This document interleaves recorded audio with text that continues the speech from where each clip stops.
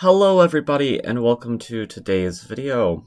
I was recording before, but unfortunately for myself, the audio was a little bit jank. I'm trying to adjust the audio now to get the music and my voice just right. It looked like I was peaking there for a second. Let me just make sure.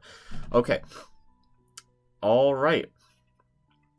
So, I just played this game, and I had recorded the game live, but the audio was so horrendous that I don't want to subject any of you all to that, okay? So instead, I'm going to just go over the game with you all. And I will put the unlisted link in the description if you want to see me play it live, but the audio is, like, not comprehensible, so I would recommend just muting it. I tried to use my microphone. For some reason, my microphone does not like this PC, but the PC's default microphone is going to have to do for now, so I apologize if it's not up to her standards, but okay, I opened the game with E4. C6 was played. Now, this is the first game on this new PC, so I'm hoping for some good luck. D4, D5.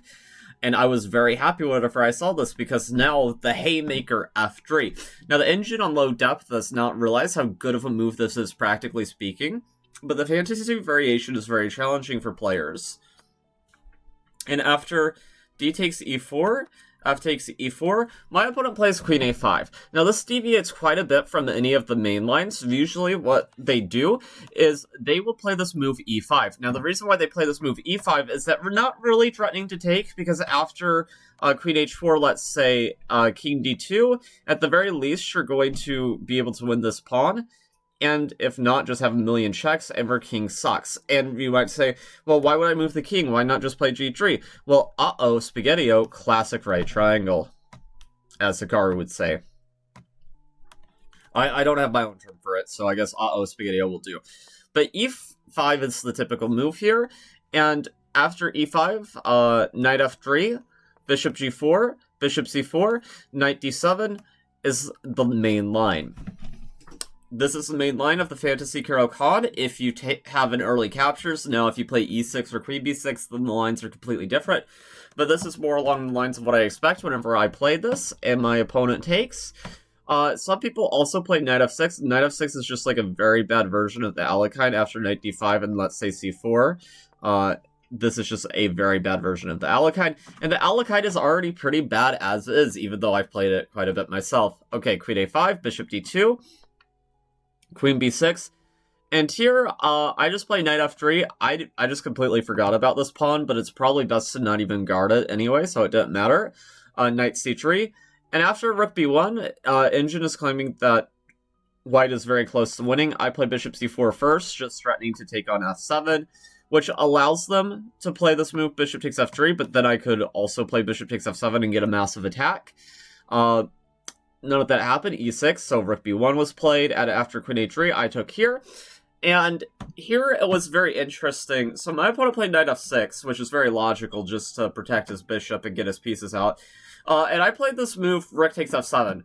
And this is an exchange sacrifice. Now, what I should have done here is just kept the tension with a move like Queen B1, apparently. I feel like this is a hard move to play, because after Knight D7, yeah, you get Knight E5, but it's hard to see that we're completely breaking through here. Whereas, in the game, I thought Rook takes F7 was a nice exchange sacrifice, because if he takes, his king's going to be weak for the rest of the game. And I'm going to be able to get the piece back. And here, it is crazy. The engine does not want you to take the bishop that you can get, but it wants you to ignore all the material and go Queen B1. And after Knight BD7, because of the threat of Knight B6, no matter what you do, let's say Queen D6, we're going to take, and we're going to lose this rook over here, which is insane. I did not see this in the game. I am a mere mortal. And if you're wondering why not play a move like, let's say, rook here, well, then apparently just castles is crushing. We're down 4, but it's completely lost, which is fascinating. Probably because C6 is following, and your king has no safe shelter. So yeah, that is something I could have done if I wanted to lose my account for fair play violation. That being said, I am a mere mortal, and it's a 10-minute game, I'm not spending a crazy amount of time on these moves. I spent some time on this move because, to sacrifice a rook is crazy, but the follow-up I played in 2 seconds. Now, if I played Queen B1 in 2 seconds, check my account. It took here, Now, the reason why this is not completely losing for him is the engine is claiming that he could just ignore me and play Queen B4 instead. But letting a rook live like this is just so unsettling that I don't think anybody would practically want to go for it. And, okay, I take. Here I could have taken on d5, but I didn't like how it fixed his pawn structure a little bit, so I decided to opt to keep pieces on the board. Castles was played. Knight to b6, and I'm sorry if I'm rushing through this. I've just recorded this like 3 times now, so it's a little bit frustrating, but I want to make sure that I get some content out for you all, as it's been a little while since I've been unable to record. I play this move bishop b3. I want to enable the movement of c4, and at this point I was looking at moves like queen f3, and also potentially queen e1, because queen e1, then c4 is a massive threat, because if you move the knight, then there would be bishop to b4, picking off the queen. But my opponent plays king e8. I thought that the most natural move here was king d8, just to try to slide out of the way, but it did look very uncomfortable even still after c4. Instead, my opponent opts for king e8. I play queen f3 here. Doesn't make so much sense to play queen e1 now that the king and queen are not on the same diagonal. He plays this move, queen to e7, and I think this practically loses the game on the spot. Now, the reason why I think this loses the game on the spot is before I could not go knight d6 because he has bishop takes d6, but he got in the way of his own bishop. And queen takes d6 is not a serious try, you will just lose the game immediately. So knight d6, king d7 was played, I play this move c4, knight c7, and now I just slide my queen just a little bit. And the engine has had more time to think about this position. Initially, it said my move was in the top 2 moves. Now it's not even in the top 3. But queen d3, simply paving the way for my rook to come to f7. Now, at this point, my opponent resigned because they didn't see that they saw there wasn't much to do here. For example, if you play king d8 to get out of this, then you will land yourself with knight f7 check, lose the rook in the corner. If you do nothing, like let's just say a move like this, I could play anything here, but rook to f7 would probably be my follow-up. Engine is interestingly say, hey, just keep the tension, buddy. The threat is not going anywhere, so don't lose an extra piece for it, which is kind of cute, kind of cruel. But yes, he just resigned because his king had nowhere to go. a5 is the best try, and a5, even after the top engine move is not pitting the queen, but stopping me from being able to pit the queen so we can put the knight on e4, which is crazy. But her position is just so dominant. This knight is probably worth 5 at this point. It's a very good knight. If I land this knight, let's say knight f2, and he plays something like, let's say, queen h4, if I play knight e4, this knight is never getting out of here. Rook f7 threats exist constantly. So even though he's up 1 point of material, the position is +5 for white. Now, seeing as this is a little bit shorter than the initial video, I'm also going to show you a game or two that I played. So I dipped below, very briefly, below 2100, as I was playing on my phone, and I'm not too good on my phone, so I'll go through games that I played on my phone. Okay, this was the game that got me back to 2100, and this game was a little bit wild. So e4 was played, d5, classic Scandinavian, knight f6, and here I played this move, queen to d8. Now, in this particular move order, I like playing queen to d8. It is interesting. This particular move order could also occur after, let's say, knight to f6, d4, knight takes d4, c4, knight f6, we get the same position as we have in the game, and I have reached it in that move order as well. But here I just play it like this, and c6 apparently is a little bit of an overcommitment. I don't think it's like a mistake, maybe an inaccuracy is probably the best way to put it. Apparently the best move here is either to strike fully at the centaur with either c5 or e5. I guess e5, if you take the pawn, you lose the right to castle, and there's some long-term compensation after knight g4 because you're winning the pawn back because he can't stop both threats. So let's say king e1 or knight h3, doesn't really matter if you get the pawn back and you fully equalize this black. So I'll have to remember that in the future, that e5 is a good central strike here. I play c6, playing it a bit more traditionally. Bishop to g4, e6, knight bd7, bishop d6, bishop g5, and here I play queen a5, regretting that I didn't play the queen a5 scheme initially. Now, what I probably should have done is just kick out this, sorry, that annoys me, kick out this guy, and have him go back, and just claim that I am slightly better, probably kingside, and claim some small edge, just because my bishops are very strong. I'm pointed at his king a little bit more than he's pointed at my king, because I have this very active dark square bishop, as opposed to his very passive light square bishop. But instead I play queen a5, play for some tricks, I take here, and apparently I am completely lost at this point. I forget what I did. Here, oh, yeah, I go for the sequence that gives him a weak king, and I'm just down a piece. Now, that being said, I do have quite a bit of compensation here, as his king is a little bit weak. I play this move, knight to g4, and at this point, my opponent makes a fatal mistake. They play this move, bishop to e4. That being said, I did not capitalize on it. So I looked at this, check, and I suspect what I missed was, I think the mate in 4 is probably rook d2. But I think after g3, I simply forgot that there was, like, rook takes first. Yeah, I forgot about this. I was on my phone, it was late at night. I was just a little bit tired. So I played this first, he plays this, I check him, and at this point, what I should have done is take here, because after he takes back with his rook, only move, I can get my queen back, after, let's say, this, here, and we get this endgame, where he has 2 minor pieces for the rook. But honestly, even though the engine is claiming that black has a small edge here, I think, practically speaking, white has excellent chances to save this game. So I don't blame myself for not playing this. Instead, I play this move f5. He backs up, and here he checks me, king f7, and here it's very scary. I end up playing this move, rook h6. Again, I could go for the tactic, but I decide not to. He plays rook 1 e7. Here, I play king g5. He plays knight e4. And unfortunately here, he missed this very tricky move, rook here. Because if I take here, he checks me. And after, let's say, king f6, I'm not sure exactly how we get out of the pin.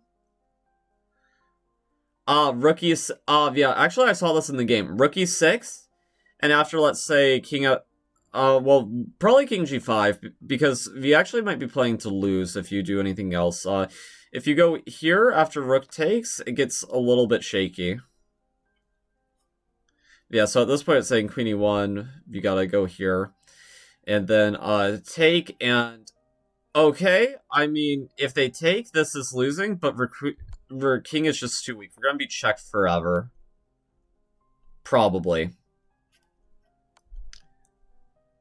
I mean, I don't know, though. I mean, like, still ways you can mess it up, but, like, if you get checked forever, that's the point. It's kind of difficult to see that Rapin piece can also be a protector sometimes, but he saw 94, he just didn't find this right follow-up, he panicked, and then, here, I don't know why I didn't play this. I guess it just looks scary, and I wasn't playing too concretely. Also, was probably playing my opponent's sign pressure. We shuffled a little bit, but I trap his rook with g4, and I end up winning a game that I probably should lose. So these were games I played on my phone. The first game I played on my computer was clean, so let's hope that I keep this up. This was actually an interesting game, so e4, e5, bishop c4, knight f6, and here I play this move, knight c3. Now, I've actually mentioned this in a couple of my videos, but knight takes e4 is a very tempting mistake, but that allows queen h5. Now, this is by no means losing. I've had a 2200 do this against me before, which is very funny, but he opts for bishop c5, which I think is a better move in practice, d3, and here I play this move, bishop to g5. Now, I did this just to activate my bishop. I also considered playing knight f3, but I also wanted to reserve the ability to play f4, He plays c6. I back away from d5 ever occurring with tempo. It's just a very logical move. H6. I move my bishop back. Also, some of you guys might be wondering, wait a second, we're blundering a pawn here, because after bishop takes f2, king takes f2, there is simply knight here. Well, there is not, because my queen could take. Even if this pawn was here, my queen could still take as a desperado. So if you guys didn't see that queen vision, there you go for the more beginner players. And it doesn't even matter if the knight's protected or not for this particular tactic. h6. I play this move a4, which is just claiming space on the queen side. He plays a5, doing much the same. I play this move f4. Now my position's a little bit weak. It is a pawn sacrifice. I end up deciding to push that pawn forward. Queen to f3. Need to move my queen to become more powerful. And here I decide to go all in for it. So I probably should have just castled immediately, but I didn't feel the need to castle because his position to me seemed very passive. And we're seeing that it says that I was 2100. Whenever I played this game, I was 2092. I was 2100 after this game. But I decided to go for it with g4. My opponent plays correctly d5. Whenever we're being attacked in the flank, always strike in the center most of the time, unless you just can't. And here I decide to push. And he does not play h takes g5. He instead takes. But this position, he takes, trying to go for some tactics. He wants to play c5 and skewer me. But unfortunately, after g takes h6, this position is just too hard to defend. He plays c5 to try to skewer, but my queen just moves. And he has no good defense. He plays this move g5. I just took. Now, what I should have done is follow Anarchy Chess en passant is force, and this is completely crushing because he doesn't have a move that makes sense here. For example, let's say c4. Just g takes f7 here. It's a double check, which I think I missed in the game, so king takes f7 is forced. And after bishop takes c4, queen takes c4, queen takes d7. He's getting crushed here. If you'd find the mate if you look for it. But instead, for some reason, I take here. And I think the reason why I decided to take here is, yes, I did feel like I was very close to checkmate. But I saw even if he did this king to h7 move, I would have this move, bishop to d8, just winning the queen. Which, I ended up just taking the rook, getting an extra rook for my troubles. I castle here. I lose some of my advantage here, but it's still completely winning. And here I create a mating net with the move f6. He doesn't have any good moves. He checks me. And the reason he resigned is because bishop to g6 is the only thing he can do. And after that, h4. He can run with king h5. And he can do this, but at the end of the day, he's down a full rook, and he has very limited compensation. He has no way to even get to an open file to try to checkmate me, so this is why he resigned. But I suspect my opponent did not even see bishop g6, so he probably thought, let's say here, he thought this was unstoppable, I think. This bishop g6 is kind of a hard move to see, but even if you see it, it's still kind of depressing, because even if you find bishop g6, we're still completely lost. So yeah, that's how I got back to 2100 whenever I was goofing off on my phone. So I hope you guys enjoyed today's video. And I know the music was quiet. I'm still trying to figure out the settings on this thing. But yeah, I hope you guys enjoyed. If you did, please make sure to smack that like button and subscribe. Till next time, this is Nightlen, and I'm out. Peace.